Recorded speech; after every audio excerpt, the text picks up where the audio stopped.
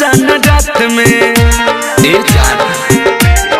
हाँ जहिया से देखले पार्टी तोहरा साथ में अब नहीं मिले आई जान रात में कहल बात काहे भागत तारू चमकी रे छौड़ी लमकी तोर भाई देवे धमकी रे छौड़ी लमकी तोर भाई देवे धमकी रे छौड़ी लमकी।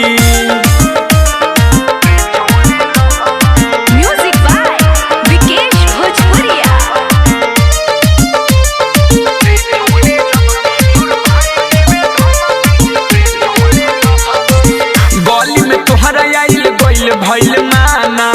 तोरा बिना रही कैसे तोहर दीवाना हाँ गली में तोहरा आइल गइल भइल माना तोरा बिना रही कैसे तोहर दीवाना